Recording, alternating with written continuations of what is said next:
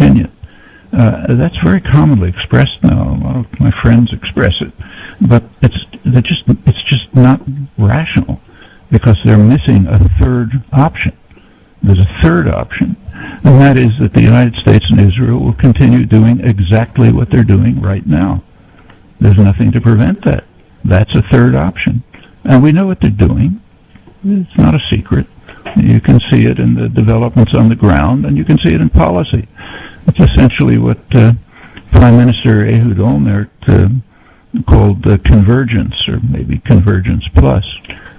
Israel takes over everything inside the separation wall, which is actually an annexation wall. That means it takes over the water resources. It's the aquifer for the region. It takes over the valuable land, the pleasant suburbs of Jerusalem and Tel Aviv, and so on. So it just takes that over. It takes over the Jordan Valley, which is about a third of the territory, arable land, and so on. And then it has corridors running through, created in order to break up what remains into unviable bantustands, as Ariel Sharon called them, the architect of the policy. So break up the rest into separated bantustands. One of the corridors expands from what's now called Jerusalem. It's a much larger area, far larger than Jerusalem, called Jerusalem by the United States and Israel. It's a big part of the West Bank. So as one corridor extends to the east through the town of Ma'ale Adumim, which was created in order to break up Palestine into two parts. It was created under Yitzhak Rabin in the 1970s. It was mostly developed in the 1990s within the Oslo framework by Clinton and others. And that corridor, if it's fully developed, it essentially bisects the West Bank. It reaches about as far as Jericho. So that separates the southern from the northern part. It's interesting that the United States has not permitted Israel to fully develop it. There's a crucial debate going on about what's called E1. That's the part of the corridor that goes from Ma'ale Adumim to Greater Jerusalem, a couple of miles. But if that's closed off, it does bisect it. And the U.S. has simply not permitted Israel to develop there. It's very crucial for them. But remember that Israel has to do what the United States says. It has no choices. Once it made the choice of abandoning security in favor of expansion, it's completely vulnerable. If the U.S. withdrew support, it would be in serious trouble. It doesn't mean they'll necessarily do it, but if they're rational, they have to do it. So they have not yet developed E1 because of U.S. orders, though it's crucial for them. Presumably they will sooner or later. There's another corridor to the north, goes through the town of Ariel, and there's another one still to the north going through Gedumim, but they essentially break up the region. Well, that's the policy that's now being executed. There isn't going to be any, Israel's not going to take the keys. It's not going to accept the whole territories. It doesn't want them. It's very different from South Africa in this respect. South African analogy is not to the point. South Africa needed the black labor. They were the workforce. So they had to take care of the Bantustans. They had to keep them functioning, just as the way slave owners had to keep their slaves reasonably healthy. It's their capital. So South Africa wanted the Bantustans to be internationally recognized.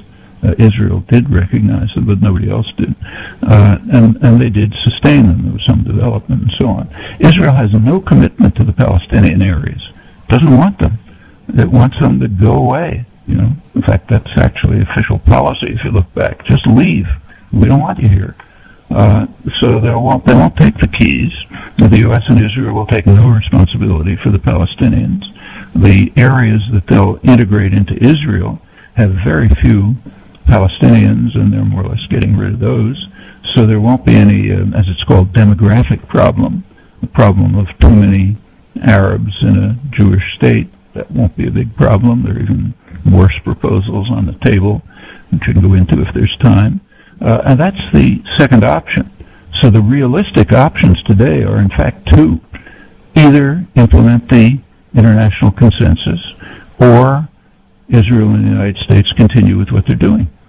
And The third option, the option that's discussed, a civil rights struggle of an apartheid type, it's not on the horizon. No indication that anything like that's going to happen, and that's simply an illusion.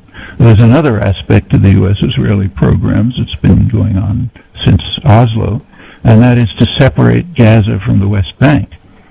That seriously weakens it's illegal, of course, but that's irrelevant. It does severely weaken any potential Palestinian entity. It means it won't have access to the sea, and it loses 1.5 million Palestinians, and so on. Well, I won't go into the horrible story of what's going on in Gaza. You all know about that, but it's part of this general program. Now, the last comment about this, would Israel accept a Palestinian state? Well, if you look over the history, up until 1996, no Israeli leader ever even mentioned the possibility of a Palestinian state. Before that, the official policy of Israel and the United States was, the official wording was, there cannot be an additional Palestinian state between Jordan and Israel. The word additional meant Jordan already is a Palestinian state, and there cannot be an additional one between Jordan and Israel. That was the policy of Shimon Peres, Yitzhak Rabin, James Baker, Clinton, everyone, up until 1996.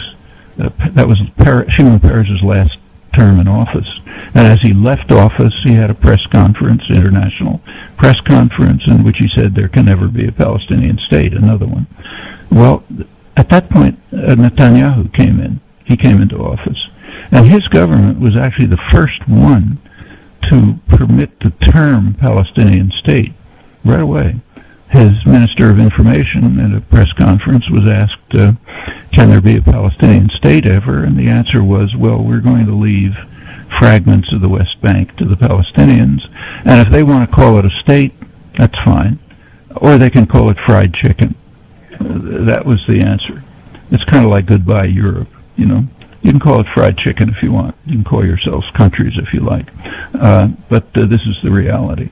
That's the first recognition of a Palestinian state, and it's been renewed just a few weeks ago, in fact. The deputy foreign minister of Israel, Silvan Shalom, was asked, what happens if the Palestinians declare a state, as they're claiming, Salim Fayyad is claiming he's going to do. And he said, Shalom said, well, that's all right. They can call it a state if they like. They'll have a state. We have a state, two-state settlement.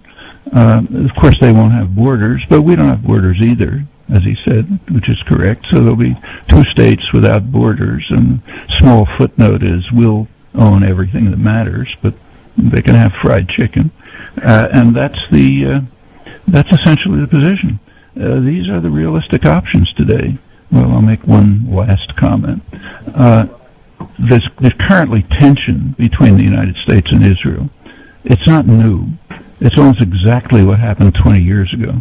20 years ago, the Israeli government, Yitzhak Shamir was the prime minister, was acting in a way that was extremely insulting to the United States. Now, the U.S. doesn't like insults.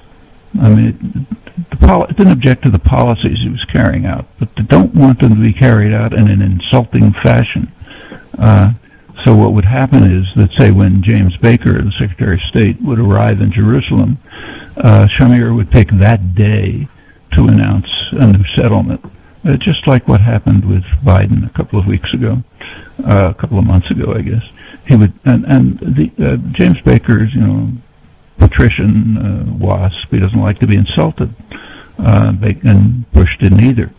So the Bush-Baker administration informed Israel that this is not acceptable behavior. We're not going to accept it, and they imposed mild sanctions just to make it clear